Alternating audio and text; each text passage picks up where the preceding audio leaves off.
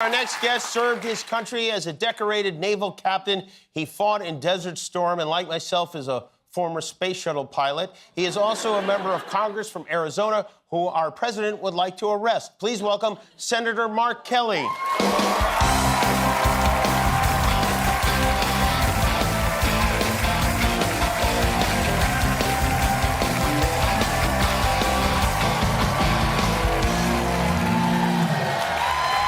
Thank you for coming.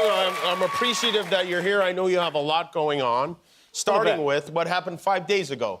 The President of the United States goes on social media and accuses you of sedition, treason, and suggests in a not-so-roundabout way that you should be executed for those crimes. How do you find out about that? Yeah, it was interesting. I was in the SCIF, which is a secure facility, reviewing some stuff. That's where all the top secret stuff is. I'm on the Armed Services and the Intelligence Committees. And I'm sitting next to Alyssa Slotkin. It's my colleague, also caught up in all of this. And you can't take your phones in there, so no devices. So somebody comes in the middle of our brief, slips her a piece of paper. And I take a look at the piece of paper, and it says, "The president is calling for your execution," to her. To Alyssa. So she looks at me, she gets up, she walks out. About 5 minutes later, she comes back in, looks at me and says, "Well, he's calling for your execution too." Okay, so I wasn't off the hook. You were not off the hook. So that's how you find out about it. What was your reaction when you saw that? Well, it's kind of shocking, that the president, we said something which is basically follow the law. Yes. And the President of the United States says, kill them, hang them, execute them, try them for sedition. I served 25 years in the United States Navy. As I mentioned, you fought for this country. You've done I've more almost than... gotten killed for this country multiple times, almost shot down over Iraq and Kuwait. I had a missile blow up next to my airplane. I got on a rocket ship 4 times, on millions of pounds of rocket fuel for this nation. And then I wake up one day and I got the President of the United States threatening me with my life, that I'm going to be hanged.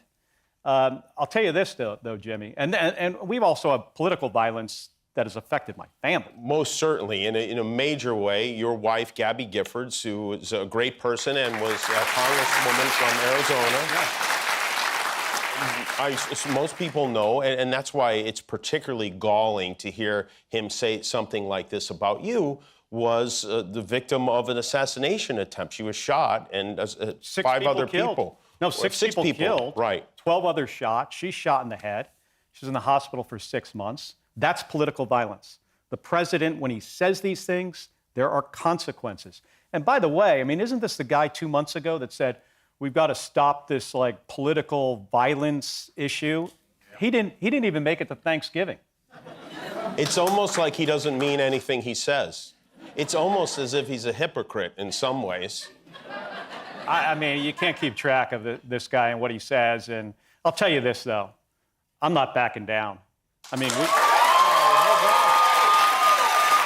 said something very simple. Members of the military need to follow the law. We wanted to say that we have their backs. His response, kill them. And then you have Pete Hegseth, who is who runs the Department of War, is going to open an investigation into you. I assume into your colleagues. You will have to be interviewed by the FBI, and they're trying to find what exactly? What even is sedition? Well, this is the investigation because of what Donald Trump said, from what I can tell. And I don't know Pete Hegseth well. I sit on the committee that ultimately had to confirm him. So I know a little bit about his background. He's totally unqualified. Well, come on, hold on. He was a weekend host at Fox and Friends. Nothing against journalists. They play a very important role in our society. But he's not qualified for this job. And from what I can tell and talking to some of my Republican colleagues, he just wants to please the president. Obviously, yes. And this is what he can do this week. He can go after me under the Uniform Code of Military Justice, which is the law in the military, which is kind of wild because we recited something in the Uniform Code of Military Justice, and he's going to prosecute me under the Uniform Code of Military Justice. For reciting the Uniform Code of Military Justice. It is so ridiculous. It's almost like you can't make this up. Do you ever miss the cold vacuum of space? Well, we try to stay out of the vacuum. We try to stay inside where it's nice and warm. I do miss that job. Do you have to now consult with lawyers and have to deal with this when you're first of all working for the people of Arizona, the people of the United States? Now you have to spend your time. Are you actually worried about this? I mean, it does. I've been through a lot more challenging things than this, and I am. What I'm worried about is the reaction and what this transmits to the military and the public, which is basically shut up and listen to that guy. And that's not the way our system works. We have loyalty. My oath and every oath every member of the military took is loyalty to the Constitution, not to a person. And he's trying to get some fear out there. And fear can be contagious. Mm-hmm. But what also can be contagious is courage and patriotism. And that's the reason why. Because the overall effect is that people are now a little more careful before they speak out. People are worried about speaking out. People don't want to say things that they need to be saying. And that's flat out un-American, isn't it? It's how democracies die. It is right out of the playbook. The playbook of authoritarianism, that's what they do. They try to suppress speech. Every one of us has First Amendment speech rights. And I think the president is infringing on those. And he is sending a pretty strong message. You do not want to cross him, and your loyalty should be to him. It should not. It should always be to the Constitution.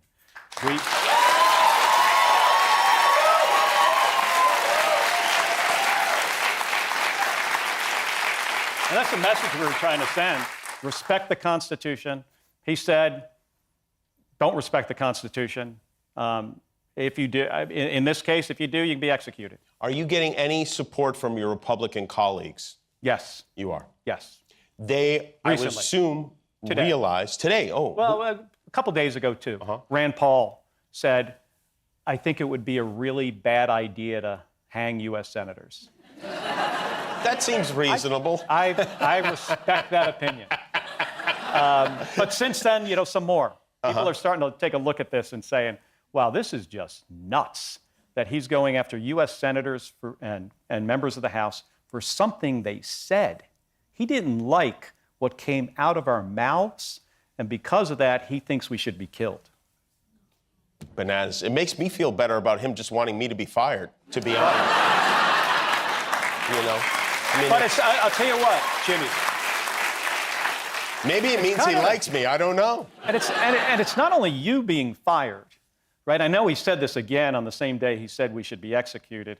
He was talking about you getting fired again. Yeah, he would like that. It's on his Christmas list. This seems to be a habit he's developed. Yeah. But he's also gone after law firms, universities, other media companies, suing people over and over again to suppress their opinion, to make sure that everybody knows that your loyalty should be to him. But that is not how our democracy works. And we cannot go down that slippery slope. I hope every one of your Republican colleagues backs you on this and tells him, because who wants to live in a country like that? Do they want that the next time around? Do they want to be under that kind of a microscope? I don't think they do, but I think a lot of folks on the other side of the aisle are fearful from him. I think Donald Trump's pretty good at whack-a-mole. Somebody pops their heads up, and he's good at knocking it back down. Mm-hmm. But this is serious, and all of us have to, stand up for the Constitution, and continue to push back. And we're supposed to have these. That's the way our government's supposed to work. We're supposed to have these conversations. Thank you for pushing back and for having these conversations. We appreciate it. and for sticking with us. You don't have to do this kind of thing, and we do appreciate it. Senator Mark Kelly, everybody, from Arizona. We'll be back with De La Soul.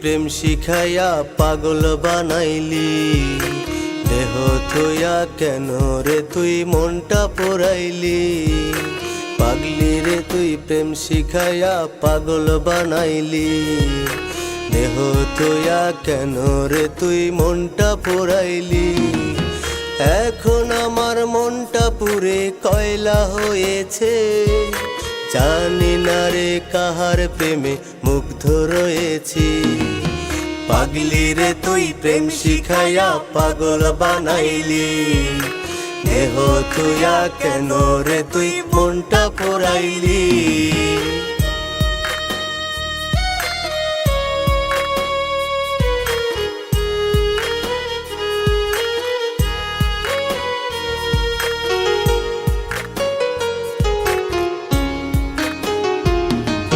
কেউ পুরে প্রেম আগুনে কেউ বা তুষের আগুন প্রেম আগুনে মন পুরে যার চলে আরো দ্বিগুণ কেউ পুরে প্রেম আগুনে কেউ বা তুষের আগুন প্রেম আগুনে মন পুরে যার চলে আরো দ্বিগুণ কোন আগুনে পুরাইলি তুই করলি বেইমানি দেহ তুইয়া কেন রে তুই মনটা পোড়াইলি পাগলি রে তুই প্রেম শিখাইয়া পাগল বানাইলি দেহ তুইয়া কেন রে তুই মনটা পোড়াইলি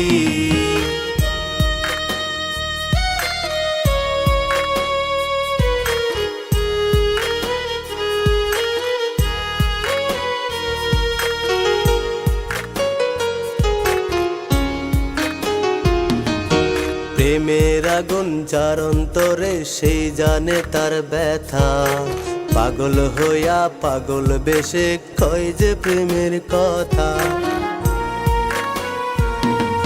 প্রেমের আগুন যার অন্তরে সেই জানে তার ব্যথা পাগল হইয়া পাগল বেশে কয় যে প্রেমের কথা সেই অন্তরে আঘাত দিবি আগে বুঝিনি দেহ তুইয়া কেন রে তুই মনটা পোড়াইলি পাগলি রে তুই প্রেম শিখাইয়া পাগল বানাইলি দেহ তুইয়া কেন রে তুই মনটা পোড়াইলি আহা